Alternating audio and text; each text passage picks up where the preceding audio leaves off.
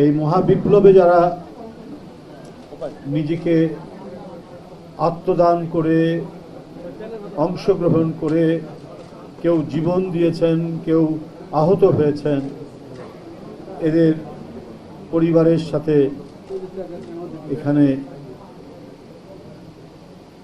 কথা বলা এবং তাদেরকে নিয়ে এই অনুষ্ঠান। আমি জুলাই যোদ্ধা পরিবারের সকল সদস্য যারা সেই যুদ্ধে নানাভাবে ক্ষতিগ্রস্ত হয়েছেন সবাইকে আমি শ্রদ্ধা জানাচ্ছি। জুলাই আমরা পেয়েছি 17 বছরের সংগ্রামের ধারাবাহিকতা। 17 বছর শেখ হাসিনা যে কদিন ক্ষমতায় ছিলেন তিনি তার পরিবার, তার দলের লোক ছাড়া দেশের জনগণকে মানুষ বলে বিবেচনা করেছেন। আহা, কি ব্যাপার, এত কথা বলছেন কেন আপনারা? বিবেচনা করতেন না। তিনি মনে করতেন এই দেশের সকল জমি, ল্যান্ড, সকল সম্পদ এটা হচ্ছে তার ভোগ করার জন্য এবং তার পরিবারের প্রাপ্য। ঠিক এইভাবেই তারা দেশ চলছে। ক্ষমতা এমন একটি বিষয়, এমন একটি ঘটনা যে ক্ষমতা যদি কারো হাতে খুব বেশি মাত্রায় থাকে তাহলে সেই ব্যক্তিকে ক্ষমতা এবারে খেয়ে ফেলে, সেই ব্যক্তিকে নষ্ট করে দেয়, সে ভয়ঙ্কর স্বৈরাচারী হয়ে ওঠে। শেখ হাসিনা সেই আদর্শই বিশ্বাস করতেন। ক্ষমতায় আসতেন মিথ্যা কথা বলে, মানুষের সাথে প্রতারণামূলক প্রতিশ্রুতি দিয়ে ক্ষমতায় এসছেন। তার আমরা তো শুধু তার আমল বলি, তার বাবার আমলও তাই ছিল। আমাদের নিজের কানে শোনা যে 6 আনাসের চাল খাওয়াবে, সেই সময় ডাল খাওয়াবে 8 আনাসের, এইরকম কথাবার্তা তখনও বলেছিল তারা। কিন্তু মানুষকে কি দিয়েছে? অশান্তি, মানুষকে দিয়েছে রক্তপাত, হত্যা, বিরোধী দলকে ঠিকমতো ঘুমাতে দেয়নি, আর সারা দেশের জনগণকে দিয়েছে দুর্ভিক্ষ। ঠিক একই তার মেয়ের সময় একই ধরনের ঘটনা। ক্ষমতায় আসলো, গণতন্ত্রের সব প্রতিষ্ঠার সাধারণ মানুষ, বিরোধী দল একটা জায়গায় যে যাবে, যে সরকারের কাছ থেকে কোনো ধরনের নিরাপত্তা পাচ্ছে না, আদালতে যাবে, বিচারকের কাছে যাবে, ন্যায় বিচার চাই, আমি আমার বাড়ি ঘর পুকুর সব কেড়ে নিচ্ছে আওয়ামী সন্ত্রাসীরা, আপনি একটা কিছু করেন না। আদালত শেখ হাসিনার আঁচলে বন্দী ছিল। একটা ন্যায়সঙ্গত ন্যায় বিচার আওয়ামী লীগের আমলে কেউ করেনি, শেখ হাসিনার আমলে কোনো আদালত, কোনো বিচারকই করেনি। যদি কেউ করার চেষ্টা করতেন সে গুম হওয়ার সম্ভাবনা থাকতো এবং তাকে প্রাণের ভয়ে দেশ ছেড়ে পালাতে হতো। যেমন মোতাহার ঢাকা জেলা জজ একটা রায় দিয়েছিলেন ন্যায়সঙ্গত, একটা মামলা থেকে আজকের প্রধানমন্ত্রী জনাব তারেক রহমানকে খালাস দিয়েছিলেন। এইটাকে অপরাধ হিসেবে বিবেচনা করে সে এমন এক পরিস্থিতির মধ্যে পড়ল যে তাকে দেশ ছেড়ে পালাতে হচ্ছে। এই হলো শেখ হাসিনার আমল। এখন সেই আমলের কি নতুন করে কিছু বলার আছে? এই 17 বছরের সংগ্রাম, এর মধ্যে আমরা নতুন নতুন জিনিস পাচ্ছি। তার বাবারা বলে যেমন পেয়েছে দুর্ভিক্ষ, আরো নানা বিষয়, মানুষের লাশ পড়ে থাকতো কুকুর বিড়ালের সাথে, ঠিক এবারেও আমরা পেয়েছি গুম, বিচার বহির্ভূত হত্যা, ক্রস ফায়ার, গুপ্ত হত্যা, এইভাবেই চলেছে। তো যাক, এদেশের মানুষ কখনোই বেশি দিন অত্যাচার সহ্য করতে পারে না। এখানে আমাদের কামরুজ্জামান রতন বলেছে না বর্গির কথা, মারাঠা, ওরা ছিল মারাঠা, ভারতের একটা এলাকার একটা মানে শক্তি আর কি। তারা হাতে ক্ষমতা পেয়ে এমন অত্যাচারী হয়ে উঠল, বাংলায় বারবার আক্রমণ করে, বাংলা শুধু না, বাংলা বিহার বিভিন্ন এলাকায় আক্রমণ করে মানে নারীদেরকে নির্যাতন করা, লুটপাট করা, এই কাজ করত। কিন্তু টিকতে তো পারেনি, দখল করতে পারেনি। আমাদের স্বাধীন নবাব আলীবর্দী খাঁ বলি, সরফরাজ খাঁ, তখন স্বাধীন নবাবদের আমল চলছে আমাদের রাজনৈতিক ইতিহাসে। তারা তাদেরকে বিতরিত করেছে, এই দেশ থেকে তাড়িয়ে দিয়েছে। তো সেই শক্তি, সেই সাহস এ জাতির তো রয়েছে, অনেকদিন সহ্য করতে পারে অত্যাচার, অবিচার, নিপীড়ন, কিন্তু এক পর্যায়ে রুখে দাঁড়াবেই স্বৈরাচারকে, দাঁড়াবেই ফ্যাসিস্টকে। রক্তচোষা এবং রক্ত পান করা যে দানব, সেই দানবকে তাড়িয়েছে বাংলাদেশ থেকে।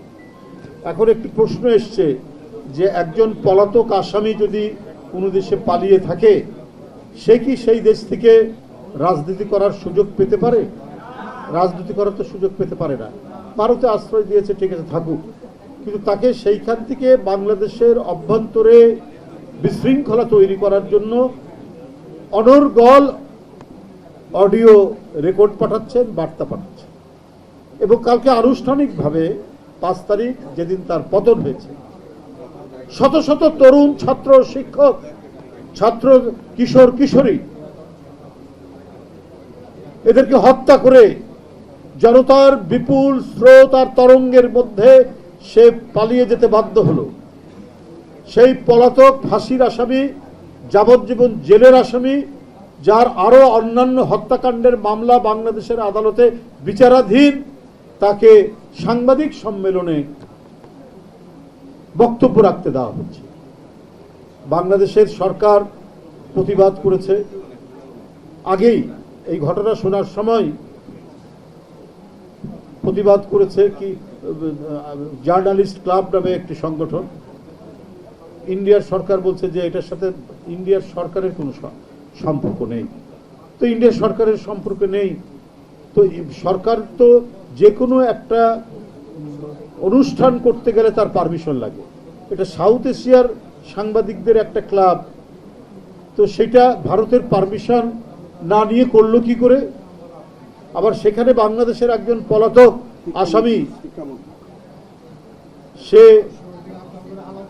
সেখানে অডিও কনফারেন্সে সেখানে যুক্ত থাকবেন কি করে? তার ছেলে সহ, সজীব অজয় জয় সহ, যদি তাদের এখানে যদি গ্রিন সিগন্যাল না থাকে। এবং আনুষ্ঠানিকভাবে বাংলাদেশ সরকার, পররাষ্ট্র মন্ত্রণালয় সেখান থেকে এই ব্যাপারে আপত্তি দিয়েছে, প্রতিবাদ জানিয়েছে, কিন্তু তারা কথা শোনেনি। কথা না শুনে গতকালকে তাকে সেই সুযোগটা দেওয়া হয়েছে। কোন দিন? 5ই আগস্ট, যেদিন সে প্রত্যাবর্তন, যেদিন সে পালিয়ে গেছে, অসংখ্য কিশোর, তরুণ, শিশুকে হত্যা করে ওই রক্ত হাতে রক্ত নিয়ে সেই দেশ থেকে পালিয়েছে, ওই দিন দেওয়া হয়েছে। এটা খুবই উদ্দেশ্য প্রণোদিত, এটা প্রতীকী যে থোড়াই কেয়ার করি এই হত্যাকাণ্ড, এই শিশু, কিশোর, শিক্ষার্থীদের রক্ত নিয়েছে, তো কি হয়েছে? এবং তাকে সেই দেশটি, যারা নিজেদেরকে বৃহত্তর গণতান্ত্রিক দেশ বলে দাবি করে, তারা সেটি তাদেরকে প্রশ্রয় দিল। তাই এইটা কি আমাদের সার্বভৌমত্বকে অপমান করা হলো না? এটা আমাদের স্বাধীনতাকে অপমান করা হলো না? ভারতের নীতি নির্ধারকরা কি করে এই অনুমতি দিলেন? তারা তো ইচ্ছাকৃত ভাবেই এই অনুমতিটা দিলেন। তারা ইচ্ছাকৃত ভাবেই দিলেন যে অবজ্ঞা করার জন্য। বাংলাদেশের শিশু, কিশোর, সাধারণ জনগণ, রিক্সাওয়ালা, শ্রমিক, কে মারা যায়নি? 20-25 জন রিক্সাওয়ালা মারা গেছে এই আন্দোলনে। এদের কোনো দাম নাই। তারা তাদের যে প্রতিভূ, তাদের যে এজেন্ট তারা তৈরি করেছিল। শেখ হাসিনা যখন ক্ষমতা ছিল, মনে নাই যে তিনি বলেছে, আমি যা দিয়েছি ভারতকে তারা চিরদিন মনে রাখবে। তাহলে নিশ্চয়ই এমন কিছু দিয়ে রেখেছে যেটা তারা মনে রেখেছে এবং তাকে সেই শেল্টার দিচ্ছে। এবং এই ধরনের একজন মানে অত্যাচারী এবং রক্ত পিপাসু খুনি একজন স্বৈর শাসককে, ফ্যাসিস্টকে তারা আশ্রয় দিয়ে এবং তাকে সেখান থেকে রাজনীতি করার সুযোগ দিচ্ছে। এটা তো একটা ভয়ঙ্কর, একজন অপরাধীকে প্রশ্রয় দেওয়া এবং সেই অপরাধীকে কাজে লাগানো, বাংলাদেশকে অস্থিতিশীল করা। বাংলাদেশে একটি নির্বাচিত সরকার প্রতিষ্ঠিত হয়েছে, যে অবাধ সুষ্ঠু নির্বাচনের জন্য 17 বছরের লড়াই, যে তত্ত্বাবধায়ক, নিরপেক্ষ তত্ত্বাবধায়ক সরকার বাতিল করে দিল শেখ হাসিনা শুধু নিজের স্বার্থে। কারণ সে আমির নির্বাচন করবে, সে আমি এবং মামুদের নির্বাচন করবে, সে বিরোধী দলহীন নির্বাচন করবে এবং আজীবন ক্ষমতায় থাকবে ময়ূরের সিংহাসন তার চাই, এবং এই চাওয়াটা প্রতিষ্ঠিত করার জন্য সকল প্রতিষ্ঠান ভেঙেছে, নির্বাচন কমিশন ভেঙে দিয়েছে, ভেঙে দিয়ে তার লোক দিয়েছে, আদালত তার লোক। কোথাও মানুষের কোনো নিস্তার নেই, কোথাও মানুষের কোনো আশ্রয় নয়, মানুষ কোথাও কোনো জায়গা থেকে তার বেঁচে থাকার কোনো নিশ্চয়তা নাই। সেই সমাজ, সেই রাষ্ট্র প্রতিষ্ঠা করেছিলেন শেখ হাসিনা। তারপরেও শেষে টিকে থাকার জন্য জুলাইয়ে এত হত্যার পরেও তার কোনো ভ্রুক্ষেপ নেই। একটি আইন রয়েছে 1913 সালে, এই হাসিনার আমলেই একটি আইন হয়েছে, সেটা হচ্ছে প্রত্যার্পণ আইন, এক্সট্রাডিশন আইন 1913 সাল। যদি কোনো অপরাধী ভারতে থাকে তাহলে সেটা ফিরিয়ে দেবে। 2013 সালে এই আইনটি হয়েছে। তো সেই আইন অনুযায়ী সেই আইনটা তৈরি হয়েছে কারণ দুই দেশের মধ্যে চুক্তি হয়েছে, এগ্রিমেন্ট হয়েছে, বন্দি বিনিময়। তাহলে প্রথম থেকে অন্তর্বর্তীকালীন সরকার থেকে এই কথাগুলো বলা হচ্ছে যে তাকে ফিরিয়ে দেওয়ার জন্য। সে অপরাধী, সে এখানে আদালতের মুখোমুখি হবে, বিচারের মুখোমুখি হবে, কিন্তু তাকে সেখানে ফিরিয়ে দেয় না। এখন সেখান থেকে তার রাজনৈতিক কর্মকাণ্ড পরিচালনার সুযোগ দেওয়া হচ্ছে। বড় দুঃখজনক সেই ঘটনা। তাহলে আমাদের স্বাধীনতা, আমাদের সার্বভৌমত্বকে, সমমর্যাদার ভিত্তিতে আমাদের সার্বভৌমত্ব টিকে থাকবে, তো সেটা আপনারা পার্শ্ববর্তী দেশ, আপনারা সেই সম্মান করবেন না আমাদেরকে, আমাদের সার্বভৌমত্বকে সম্মান করবেন না, আমাদের স্বাধীনতাকে সম্মান করবেন না। আপনারা ইচ্ছা মতো, মানে শেখ হাসিনাকে দিয়ে ইচ্ছা মতো তারা দেশ তাদের মতো নিয়ন্ত্রণে রাখতে পেরেছিল, এখন তো নিয়ন্ত্রণে রাখতে পারবে না। এই কারণে তারা খুবই অসন্তুষ্ট। এই কারণে আবার হাসিনাকে টুলস হিসাবে, একটা যন্ত্র হিসাবে ব্যবহার করার চেষ্টা করছে বাংলাদেশে।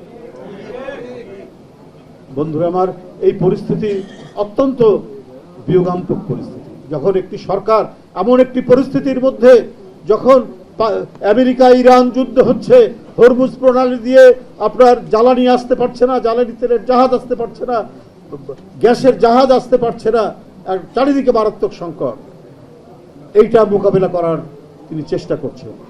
তিনি একটা ফান্ড তৈরি করে, বিশেষ করে মালয়েশিয়া, ইন্দোনেশিয়া, এখান থেকে গ্যাস নিয়ে আসার চেষ্টা করছেন। বারবা থেকে তিনি গ্যাস দিতে যাচ্ছেন, বারবার সাথেও কথা হয়েছে, কারণ বারবা থেকে আমাদের যদি গ্যাস জ্বালানি আসে লাগবে 12 ঘন্টা। তো আবার যেটা তো অল্প খরচ হবে সেটাই তো আমরা নিব, কিন্তু মধ্যপ্রাচ্য থেকে আনতে গেলে প্রায় 5 থেকে 7 দিন লাগবে। আর আমেরিকা, অ্যাঙ্গোলা, যেখান থেকে গ্যাস আসে, আরো অন্যান্য দেশের এইসব জায়গা থেকে আসলে লাগবে 15 দিন থেকে 1 মাস। তো সেই কারণে বারবার সাথে এই সরকার কথা বলেছে, বারবার সাথে কথা বলে বারবার থেকে আবার গ্যাস যদি জাহাজ আসে আবার 12 ঘন্টা সময় লাগে। তা আজকের যে সংকট, এই সংকট মানে মোকাবেলার জন্য প্রধানমন্ত্রীর যে নিরলস প্রচেষ্টা, সেই প্রচেষ্টার তো কোনো ত্রুটি নেই। তিনি তো নিরন্তরভাবে কাজ করে যাচ্ছেন। এমন এক সময় আসলো যখন এই এই ফেব্রুয়ারির শেষ থেকেই যুদ্ধ শুরু হলো, ক্ষমতায় আসার পর থেকে। তো শেষ হয়ে এই সব সংকট মানে তাকে মোকাবেলা করতে হচ্ছে, এইসব সংকটকে অতিক্রম করতে হয়েছে। এবং যেভাবে অঙ্গীকারগুলো করেছেন, ফ্যামিলি কার্ড, কৃষক কার্ড, এগুলো বিতরণ শুরু হয়েছে, নানাভাবে তিনি এগুলো বিতরণ করছেন। শুধু তাই নয়, এইবারে এই বিষয়গুলো তো আমরা এখনো দেখি মিডিয়া কেন যেন শুধু নেতিবাচক দিকগুলোই দেখে, আর ইতিবাচক দিকগুলো থাকে মানে মিডিয়া, পত্রিকার ভিতরের দিকে, এটা সামনের দিকে নিয়ে আসেন না। কিন্তু সংকট, হ্যাঁ বলবেন মিডিয়ার স্বাধীনতা, এটা শেখ হাসিনার আমল নয়, এটা তারেক রহমানের আমল। এখানে মিডিয়ার স্বাধীনতা আছে, কিন্তু তার যে ইতিবাচক কাজ, তার যে মানে ডেভেলপমেন্টের কাজ, তিনি যে জনগণের পক্ষে যে কাজগুলো করছেন, এগুলোও বড় করে দেখান, এগুলোও বেশি করে দেখান। এবারে যে ঋণ বিতরণ হয়েছে, কৃষি ঋণ, তার টার্গেট 100%-এর বেশি হয়েছে, 110% ঋণ বিতরণ হয়েছে কৃষকদের। এবং যে রিকভারি আদায়ের যে হার, সেটাও প্রায় 20% আপনার বেশি আদায় হয়েছে। তো এগুলো তো একটা পজিটিভ কাজ, ইতিবাচক কাজ। এই যে আপনার হাম এবং ডেঙ্গুর যে প্রকোপ যাচ্ছে, আপনারা জানেন যে ডেঙ্গু প্রতি বছর এই বৃষ্টির সময় অনেক মানুষকে আক্রান্ত করে, অনেক মানুষ মারা যায়। এর আগে ঢাকা দক্ষিণ সিটি কর্পোরেশনের ডেঙ্গুর ওষুধের জন্য সেখানে একটা বিল্ডিং করা হয়েছিল, সেখানে ওষুধ থাকবে। পরবর্তী দেখা গেল সেখানে কোনো ওষুধ নেই, সেইখানে আছে আপনার মোটর পার্টস, ভাঙা গাড়ি ইত্যাদি রাখা হয়েছে। তো সেই পরিস্থিতিতে নেই। সরকার নির্দেশনা দিয়েছে ডেঙ্গু রোগ টেস্ট করার জন্য সকল সরকারি হাসপাতাল ফ্রি টেস্ট করবে। এই সিদ্ধান্ত হয়েছে 4-5 দিন আগে। ডেঙ্গু টেস্টের জন্য কোনো টাকা লাগবে না। হামের যে টিকাদান, ইতিমধ্যে 2 কোটি টিকাদান সম্পন্ন হয়েছে, অর্থাৎ 80% কাভারেজ হয়েছে। তো এগুলো মানে বড় করে আসে না, একেবারে ভিতরের দিকে আসে। তো সেগুলো আমরা মিডিয়ার ভাইদেরকেও অনুরোধ করব, আপনারাও হাসিনার বিরুদ্ধে আন্দোলন সংগ্রামে আমাদেরকে অনেক করেছেন, সহযোগিতা করেছেন, কিন্তু আপনাদের মালিক অধিকাংশই ছিল আওয়ামী লীগ। শেখ হাসিনা বেছে বেছে তার লোকদেরকে মিডিয়া দিয়েছিল। তো সুতরাং এখনো পর্যন্ত আমরা ইতিবাচক কাজগুলো আমরা সেইভাবে দেখছি না। সরকার যে এই সংকটের মধ্যেও, এই ক্রাইসিসের মধ্যেও যে ইতিবাচক কাজ করছেন, জনস্বার্থে কাজ করছেন, সেই কাজগুলো তুলে ধরতে হবে মিডিয়ায়। তো বন্ধুরা আমার, আমি আর বক্তব্য দীর্ঘায়িত করতে চাই না। জুলাই বিপ্লব আমাদের ইতিহাসের একটি যুগ সন্ধিক্ষণ, একটা যুগান্তকারী এই গণ অভ্যুত্থান তৈরি হয়েছে। এই গণ অভ্যুত্থান যে চেতনা, এই চেতনা লালন করতে হলে ছোটখাটো ঝগড়াঝাঁটি এইখান থেকে অতিক্রম করতে হয়ে আমাদের আসতে হবে। এটা যদি না আসতে পারেন, তাহলে আবার কোনো চোরা গলি দিয়ে পতিত ফ্যাসিস্ট যদি উত্থান হয়, তাহলে এই দেশে রক্ত গঙ্গা বয়ে যাবে। তিনি কাউকে বাঁচতে দিবেন না। যে বিপ্লবের চেহারা আমরা দেখেছি, এই চেহারায় একদিন কেউ ভাবতো না যে শেখ হাসিনার পতন হবে। কিন্তু শেখ হাসিনা মনে করেননি যে জনগণের যে একটা শক্তি আছে, প্রচন্ড শক্তি, বিশাল বোমের চাইতেও যে সে শক্তি, ওটা বিস্ফোরিত হলে শেখ হাসিনার মতো হাজার হাজার ফ্যাসিস্ট উড়ে যেতে পারে, পতন হয়ে যেতে পারে, সেটা শেখ হাসিনা বিশ্বাস করতেন না। তিনি মনে করেছেন পুলিশ তার, র্যাব তার, বিজেপি তার, সবই তার। সুতরাং তাকে সরাবে কে ক্ষমতা থেকে? কিন্তু কোনো লাভ হয়নি। যখন উত্তরা থেকে জনতার ঢল, যখন যাত্রাবাড়ি থেকে জনতার ঢল, ওই ছোড়া মানে বৃষ্টির মতো, শ্রাবণের বৃষ্টির মতো গুলি ছুটছে, ওটাকে প্রতিহত করে যখন এগিয়ে আসছে, তখন শেখ হাসিনা, আপনি তো আর দেশে থাকার কথা বলতে পারেননি। আপনার পুলিশের গুলিও নিস্তব্ধ হয়ে গেছে। এই জাতি এমন এক সাহসী জাতি, অনেক দিন হয়তো নির্যাতন সহ্য করে, তারপরে যখন ঘুরে দাঁড়ায়, তখন স্বেচ্ছাচারী আর স্বৈরাচারের কোনো ইয়ে থাকে না। তো সুতরাং আমাদের এই জুলাইয়ের চেতনা ধারণ করে কাজ করতে হবে। যদি রাজনীতির ক্ষুদ্র কোনো বিষয় নিয়ে মনোমালিন্য হয়ে ওটাকে বড় করে তোলার চেষ্টা করেন, তাতে কারো লাভ হবে না, আমি বলে দিচ্ছি। যে আমারই ক্রেডিট বেশি, আমরা করেছি, আমরাই সব, এইটা ভাবলে ক্ষতি আপনারও হবে, সবারই হবে, দেশেরও হবে। দেশের সার্বভৌমত্ব, স্বাধীনতা, আপনি যে আজকে স্বাধীনভাবে কথা বলতে পারছেন, সেটা আর থাকবে না। যদি একবার পরাজিত শক্তির উত্থান ঘটে, এই দেশ চিরদিনের জন্য স্বাধীনতা হারাবে, আমি বলে দিলাম। এই দেশ চিরদিনের জন্য সার্বভৌমত্ব হারাবে। অতএব সবাই সতর্ক থেকে কাজ করুন, তাহলে আমরা আমাদের গণতন্ত্রকেও শক্তিশালী রাখতে পারবো। এটা আরো আমাদের রাষ্ট্রীয় বিকাশ হবে। গণতন্ত্র মানে শুধু নির্বাচন না, গণতন্ত্র মানে আমি সত্য কথা বলার যে আমার স্বাধীনতা, সেই স্বাধীনতা নিশ্চিত করা।